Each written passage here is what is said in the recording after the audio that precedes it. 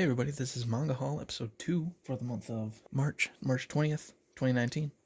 And I think I'm going to call this Manga Haul just because of its similarity in format, but these are books that I mostly got kind of left to read. Not necessarily that they came from the mail or anything like that all at once. But first I'll start off with Ghost in the Shell, Volume 1. And I'm pretty excited to read it because this whole year I've been kind of into the cyberpunk genre. I had just finished Season 2 of Ghost in the Shell Standalone Complex. I've been really hyped about the Cyberpunk 2077 game all year since that gameplay footage released. And in theaters, I just watched Alita Battle Angel like twice. I think just one thing I'm going to say at the top here, that the one thing I'm disappointed about maybe about this particular book in its format is that it is left from right. So it's like I have to kind of relearn to read the English way, the Western way again. But other than that, it's a really good book. The cover art's good, and it's got a good selection of color pages just inside. So there's actually, it's like every other chapter, so there's at least 3 or 4 color pages per section. And just, it's a big book. Try to get that in frame right. But the artwork is actually really good. That was one thing I was scared of coming into the series, that the artwork was going to be different from the shows and in the movies. But I can actually say that the artwork is something I'm actually enjoying because it is different and it makes a different kind of spin on the whole theme. Because in the shows and the movies, they kind of go for that more realistic feel. But just in case you want to read that, it's actually cool to see that how different, like, everyone in this whole book is a little bit more goofy than what they're kind of portrayed as in the show. Like, I'm trying to look for the specific panel. I'll look for it. It's like the major season. Like, she constantly sticks her tongue out and makes like fun at Aramaki.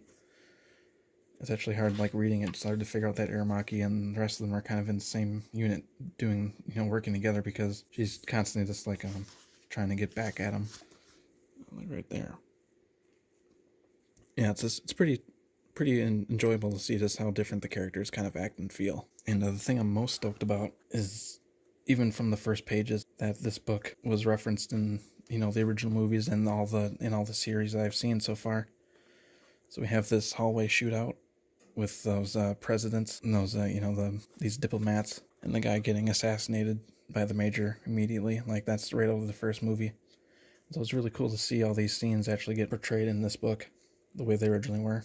And before I read this, I was just flipping through the pages, seeing how the artwork's different, seeing the characters, seeing the different scenes, and I was like, oh, that scene's from that episode in the second season of the show. That scene's right out of the first movie. And so stuff like that was really, like, getting me excited to make the full, like, this scene right here. I think this is right out from the second season. It's this hacker dude, and he's got these cyborg ladies just kind of laying around. That's from the second season. I seen that recently, just last week in the show. Another one was Bato yelling at these guys on the range, telling them to shoot straight. And that was out of the show too. And this is only the first of at least hopefully a few of these volumes, so I'm gonna be really looking forward to seeing how much the shows especially draw from the original source material, and being able to pretty much play, looking for Easter eggs as things I've seen before, and see how they do it differently, and see how the overall story is different. So that's probably going to be good for a quick sneak peek at the original Ghost in the Shell manga. And I'm gonna make the rest of these quick because I haven't really. This is the only thing I've read so far is the manga, this is the only thing I've read so far is the Ghost in the Shell. Everything else I haven't really gotten into. So we have, volumes 8 and 7 of Spice and Wolf. I think I'm halfway through reading volume 7 here. And yeah, I think they met that shepherd girl in here somewhere.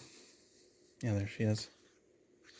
Yeah, they're doing stuff with them in that village, particularly. Volume 8.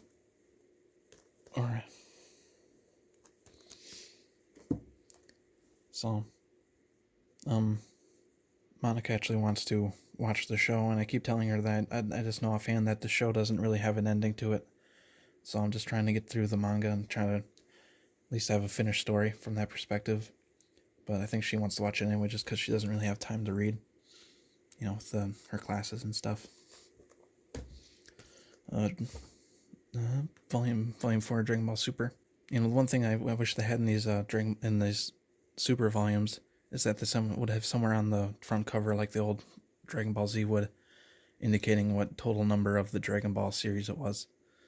So if you take 26 plus 4, that'd be 30. So this would be let me check my math. That would be the 30th volume of Dragon Ball there is out there.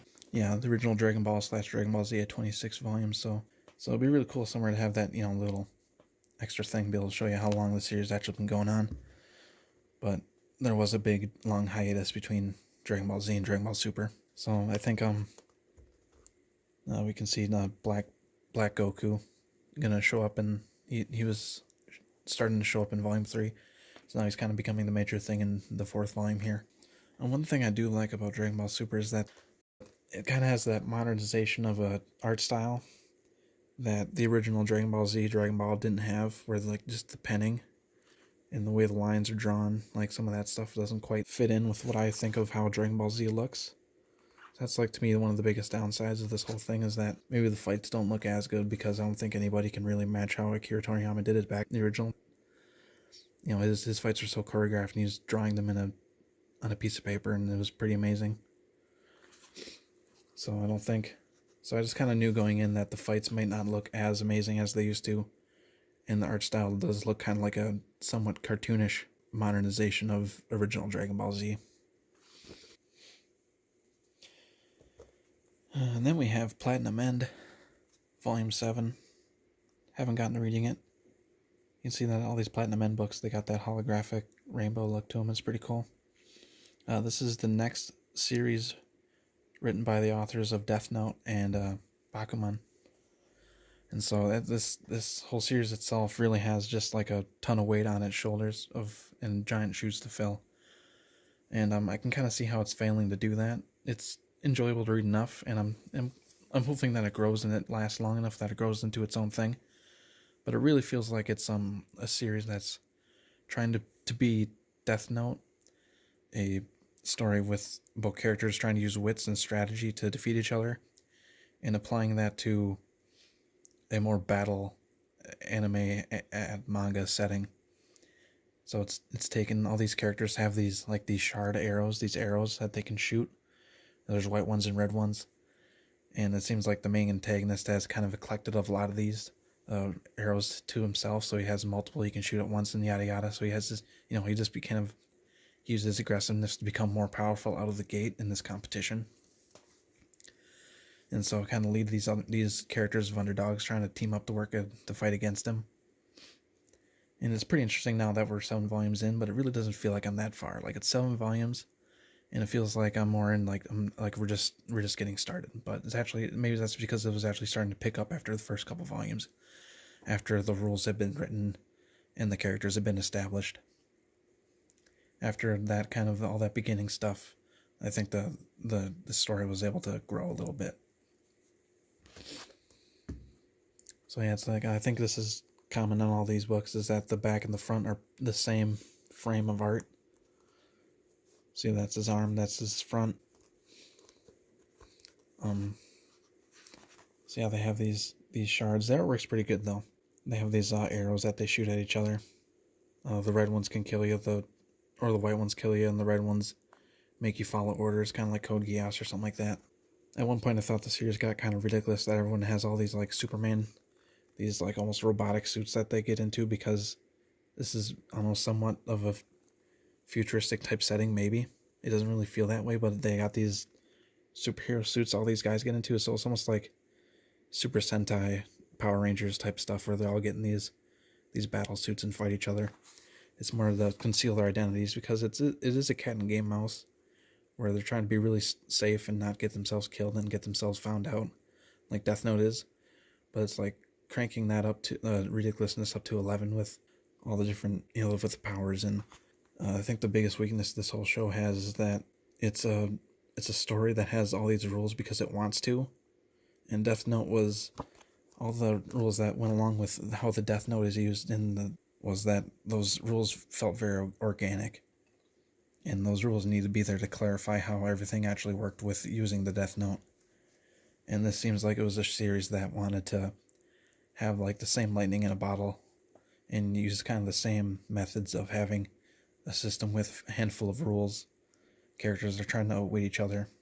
So they're taking a second crack at that kind of stuff in a different setting of a battle setting. And I'll probably make another judgment how well this whole series is going by the time I finish this volume here. But it was actually cranking up, and it was actually kind of getting to the climax of this particular story arc with this one character, so it was relatively interesting. So I'll keep chugging along with this story. Hopefully it gets good. My Hero Academia Volume 4. Yeah, that's the part where they're going into their kind of tournament arc. And so I'm kind of wondering about, like, I just got done watching Yu Yu Hakusho all the way through for the first time, and that's battle action. That's 90s action tournament arc on steroids. So now I'm to the battle arc and the new hot show for this half of this decade, for the last 5 years. And so I'm getting this battle arc, and hopefully it doesn't last too long, because I'm not really a big fan of tournament arcs. At this point in My Hero Academia, they're obviously still in school, and back when you were a kid reading this stuff, you were in school, you wish you were at their school. You kind of wish, I wish I was at the ninja school like in Naruto. I wish I was at the My Hero Academia school, whatever it's called. And but now that I'm like a year into the workforce, it's like, oh, I wish I was back in school. I wish I could have, it's a little bit, as much as I don't need these kids to be in a school setting for me to identify with them, it's kind of a different perspective. I think this does shonen right by having, really good action scenes, really good power combinations with different characters fighting against each other. Oh, Yankees. They're pretty cool. The dude is the cat. The dude is the humanized, personified version of the cat. The cats are the actual characters in this show, in this manga. The whole story is about, stray cats personified as Japanese street thugs. And it's actually pretty enjoyable. So you see that this dude is that cat. Taiga, like the tiger, the orange tabby. So it's pretty cool. The main character's got that star on his jacket, and that's the actual star design in his fur coat on his stomach. So it's like they kind of personify, they kind of project all these characteristics the cat would have, like a bit out ear. Actually have him have, his human version of himself have kind of a messed up ear, so it's kind of like cool to see how like you can take these people and then draw them, or take these cats and or vice versa and draw them into people. And so like I think the main character is on a mission to find somebody, and so he's just kind of going around looking for the person he needs, making friends, fighting people along the way, stuff like that. I haven't really gotten too far into it, but it seems pretty interesting.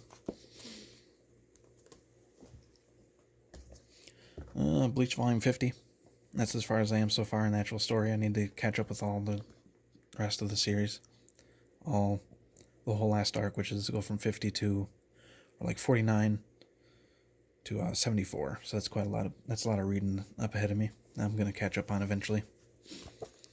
So wherever these guys are, whether they're full bringers, so whatever their power is, whatever that means, I haven't really gotten into it yet. But I'm just excited to finish this whole series out and get it out of my way, so I can quit thinking about, I gotta go and finish it. Just go ahead and do it. So it would be cool revisiting all these old characters I used to read about a lot back in middle school and high school. Well, I guess I gotta finish Volume 3 of Dragon Ball Super also. I think I'm like halfway through this particular volume, and I gotta read 4. See, look at that, we have a 3. Just like what I said. So we have a 3 on the cover in this situation, and that to me definitely identifies that this is the 3rd volume, but it's of Super. So I'm kind of sad it doesn't say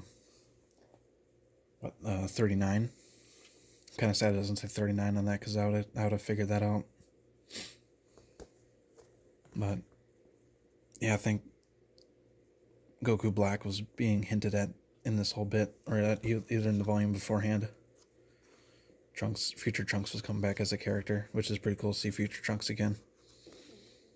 He's kind of the coolest character in the whole show. You can pretty much ask anybody. The art is always good. Toyotaro does a pretty half-decent job at filling in the blanks of what a continued story would look like.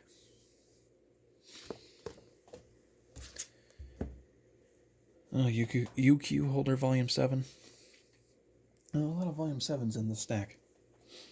But yeah, this series, I keep calling them shows, but this series, it's pretty good.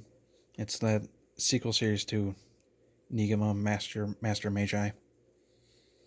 So it's in that same universe, and I like that universe because it's basically everything sci-fi fantasy rolled into one. So you get to vampires, magic, science fiction, robots, lasers, space, all that stuff is all just rolled into one series, and they're all just kind of those different unique abilities all fighting together or against each other. It's a pretty unique idea that I actually liked a lot from the original series.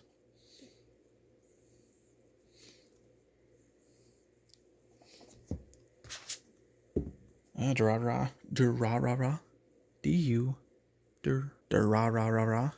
Maybe I think only 3 Ra's. Okay, whatever. Volume 4. I got to read the first 3 volumes all at once. I think I'm gonna have to catch up again. Go back and what I forgot. But I'm sure a lot of people have seen the headless, not the headless biker. You know, it was a pretty popular show back when it first aired and stuff. So I think it's still I think I found out that I might just actually stop here and watch the anime, because I'm pretty sure that the anime and the manga are both based on the light novel, and they came out at the same time, kind of simultaneously. So I might just go and see if the anime holds up a little better. I mean, I'm enjoying it either way, but just see, I might be able to get through it quicker if I just watch the anime. It's a pretty interesting show, actually. It started off really slow. I had to read about half of it, just half the first volume, just to kind of figure out what was going to happen, what was going to go on, what was the main point, the premise. But it's actually pretty interesting. It's been a while since I read it, so I can't do a very good, competent recap right now. But one character aspect is that this one girl lost her body, and her body's supposed to be on this headless biker lady's body. So that's her head, that's her body. The helmet is empty. She's just kind of a ghost underneath that helmet. So I remember that aspect, and whatever else the main premise is with the different gangs. And so it was pretty interesting. I'll keep reading it, catch up, maybe watch the anime to where I'm at with the manga and see which one I want to go along with. Then I got one I picked up blind off the Barnes & Noble shelf. It's Mobile Suit Gundam Thunderbolt. So it looked like it's Mobile Suit Gundam, but it's a scene in manga. So that kind of caught my interest. As much as I always kind of wanted to get into Gundam, is that it never quite piqued my interest before. But maybe reading a manga that's a little bit more suited for adults with action stuff will maybe draw me in a little bit more. And I kind of dig the older art style. But I don't really know when this originally came out. I'm not really well versed in Gundam storylines and series, how they all came out chronologically. So, but I'm always looking to try and finding the best Gundam series and just trying them out, watch them. I just don't really know where to dive in, because it's a pretty extensive storyline over a long time in multiple universes, you could say.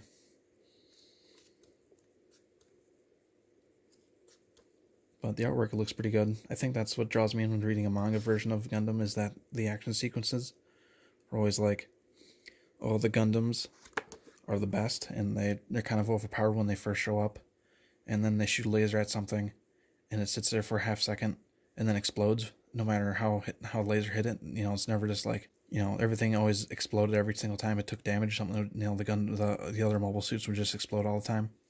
And so it kind of downed me on being interested in in the fight scenes in the anime. But maybe reading a manga where it's not about how everything looks in motion. You can just kind of read the story, see how it goes.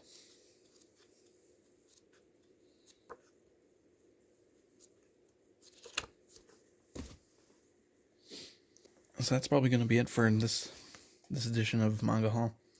Yeah, I'll keep this Manga Haul just because the format's pretty similar. So yeah, see you later.